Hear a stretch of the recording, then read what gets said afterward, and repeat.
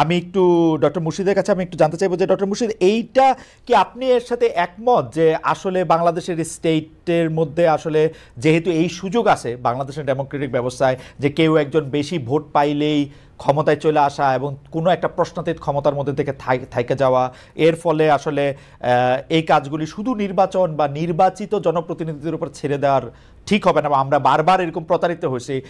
সারোয়ার তুষারের এই বক্তব্যের সাথে আমরা একমত। এরশাদকেও যখন তাড়ানো হয়েছে তখন কিন্তু আমরা ভাবছিলাম যে এরকম হবে, কিন্তু হয় নাই আসলে। তো সেটার মধ্যে আসলে কি করা, ডক্টর মুর্শিদ আপনি যদি একটু আপনার টেকটা বলতেন। এটা ঠিক যে ইলেকশন তো গণতন্ত্র বোঝার জন্য একমাত্র চাবিকাঠি না, অন্যান্য ইনস্ট্রুমেন্টও আছে। যেমন কি, যেমন গুরুত্বপূর্ণ হচ্ছে পলিটিক্যাল ইনস্টিটিউশন।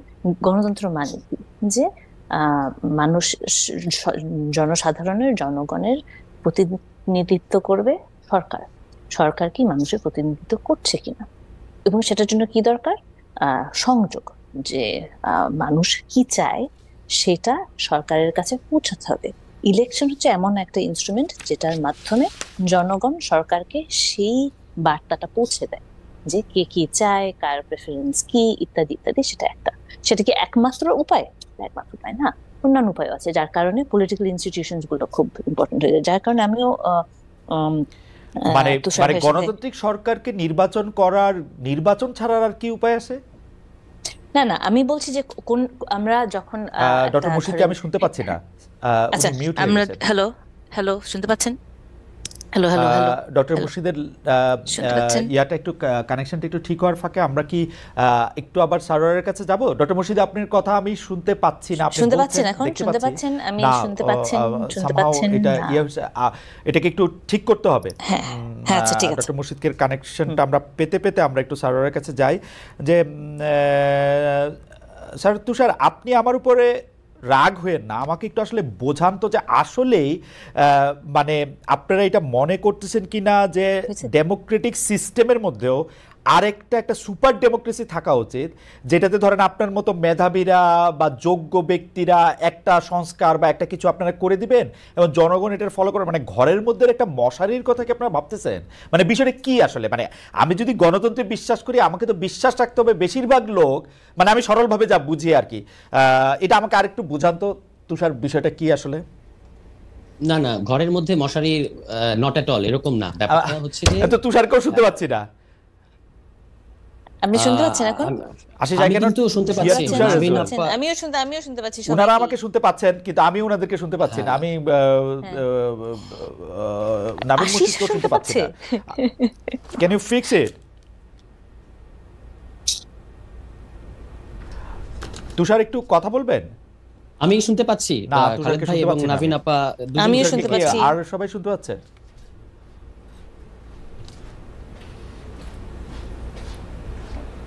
তুষার আপনি কথা বলেন, এটা বোধহয় আমি শুনতে পাচ্ছি। জি শুনতে পাচ্ছি। আমি জানি না যে যারা দেখছেন বা শুনছেন তারা শুনতে পাচ্ছেন কিনা। তারা শুনতে, জি হ্যাঁ হ্যাঁ হ্যাঁ হ্যাঁ তুষার শুনতে পাচ্ছি আমরা পরিষ্কার।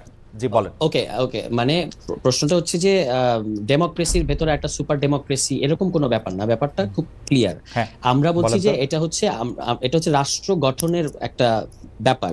আপনি যখন নির্বাচনের কথা বলছেন, সেটা হচ্ছে সরকারের সাথে সংশ্লিষ্ট একটা বিষয়, যে গণতান্ত্রিক রাষ্ট্রে কারা সরকার পরিচালনা করবে, জনগণ তাদেরকে বেছে নেবে। বেছে নেওয়ার পদ্ধতি হচ্ছে যে তারা ভোট দিয়ে সরকারে পাঠাবে কোনো রাজনৈতিক দলকে। কিন্তু আমরা বলছি যে এখন তো ইনস্টিটিউশন মানে ঠিক করার বিষয়, ইনস্টিটিউশনগুলোকে সংস্কার করার বিষয়। এটা তো মানে যদি আমরা এখনকার যে পরিস্থিতি এটাকে অক্ষুণ্ণ রেখে শুধুমাত্র একটা ইলেকশন দিয়ে মানে রাজনৈতিক দলগুলো ক্ষমতায় আসবে, কি গ্যারান্টি আছে যে তারা করবে? যেটা রিজওয়ানা আপা বলেছেন যে আপনারা 53 বছর করলেন না কেন, এটা কিন্তু একেবারেই একটা ঠিক প্রশ্ন, যে তারা 53 বছর তো করে নাই। এমনকি 91-এও যেটা রেহমান সোবহান সাহেব লিখেছেন, আপনি নিশ্চয়ই পড়েছেন, যে তখনও 29টার মতো টাস্ক ফোর্স হয়েছিল সংস্কারের উদ্দেশ্যে, একটারও কোনো আলোর মুখ দেখে নাই, কোনো ধরনের কোনো সংস্কার হয় নাই। ফলে আমাদের এই সমস্যাগুলো থেকেই যাচ্ছে। এই কারণে এই কথাটাকেই ছাত্র যারা নেতৃত্ব দিয়েছে আন্দোলনে, তারা বলেছে ফ্যাসিবাদী ব্যবস্থার বিলোপ ঘটাতে হবে, কথাটা ওখান থেকে আসছে।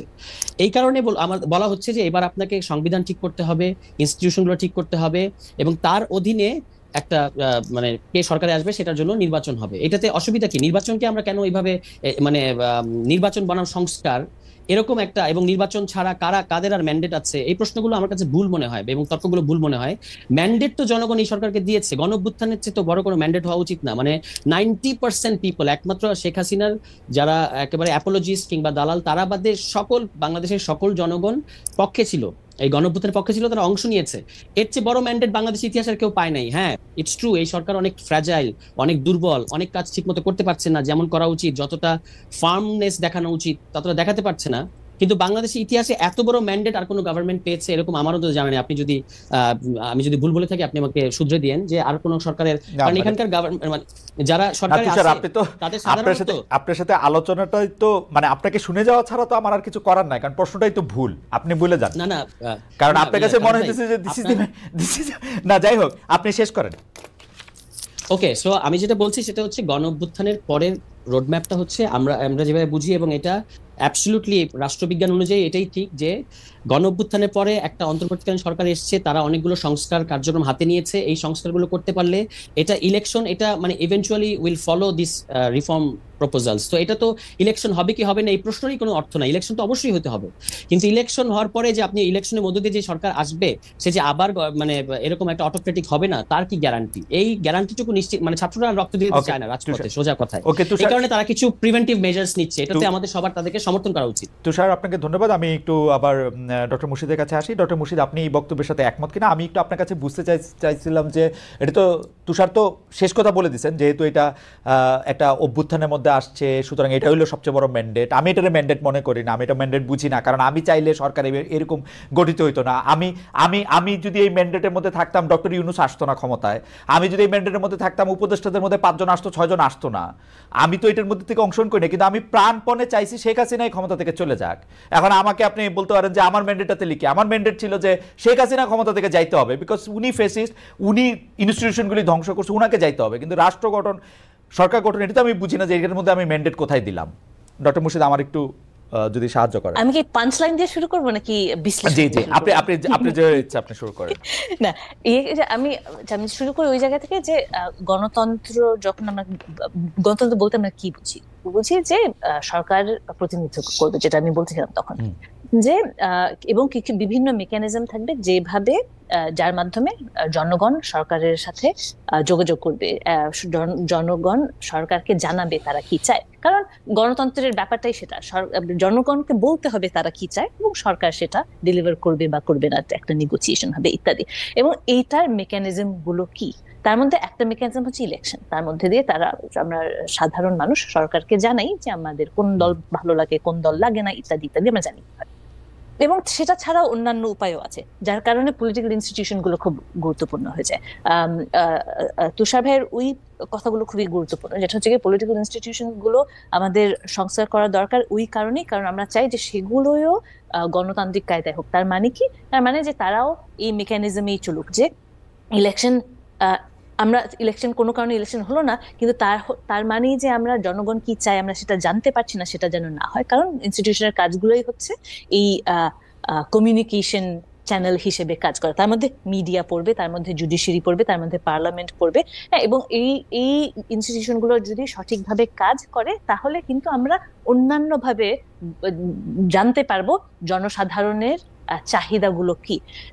এখানে যদি কিছু ফেলিয়ার থাকে তাহলে আমরা রাস্তায় নামবো, পিটিশন করব, ইত্যাদি নানান ধরনের পলিটিক্যাল অ্যাক্টিভিটি আছে, যার কারণে ধরেন ওই গুড সিটিজেনশিপ মানে কি? তার মানে যে আমি অ্যাক্টিভ একজন নাগরিক হব এবং আমি এই কমিউনিকেশন চ্যানেল যে ঠিকঠাক থাকবে সেটার দিকে আমিও নাগরিক হিসেবে আমি তৎপর থাকবো এবং আমি এই চ্যানেলগুলো ব্যবহার করবো। আমেরিকাতে যেমন আপনি চিঠি লিখতে পারেন সেনেটের দিকে, রাষ্ট্রপতিকে, সবাইকে, হ্যাঁ, যে আমি কি চাই সেগুলো ব্যক্ত করার জন্য ওগুলো একজন পড়বে, ওগুলো চিঠির উত্তর দিবে। হ্যাঁ, এগুলো নানান ভাবে, এগুলো হচ্ছে গিয়ে ডেমোক্রেসির কাজটাই হচ্ছে গিয়ে কমিউনিকেশন, যে জনগণ এবং সরকারের মধ্যে কমিউনিকেশন। এবং এটা হাজারোটা, যদি হাজারোটা না, মানে এমনি বললাম আর কি, যে ধরেন নানান ধরনের মেকানিজম থাকবে, একটা মেকানিজম শুধু না, যাতে একটা জায়গায় গন্ডগোল হলে আমরা অন্যান্য চ্যানেলগুলোর মাধ্যমে আমরা জানতে পারবো। এমন হবে না যে আমরা যেটা যেমন শেখ হাসিনা আমলে দেখছি যে সে একেবারেই ডিসকানেক্টেড জনসাধারণের কাছ থেকে, সে জানিই না, বুঝছি না,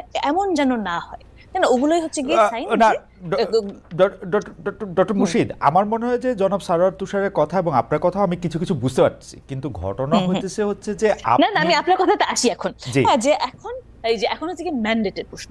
হ্যাঁ, যে গণ অভ্যুত্থানের পরে কি হবে, এখানে কিন্তু কোনো ব্লুপ্রিন্ট নেই। হ্যাঁ, এবং এইখানেই আমার মনে হয় উইকনেসটা, যে ঠিক আছে গণ অভ্যুত্থান হয়েছে, আপনি যেটা বলছিলেন, আমরা সবাই, আমি নিজের কথাও বলি, আমরা কখন রাস্তায় নামলাম শিক্ষক হিসেবে, যখন দেখলাম আমাদের ছাত্রছাত্রীদেরকে মারা হচ্ছে। আমাদের ছাত্রছাত্রীকে মারার অধিকার তো কারণ নেই, কেন মারবে?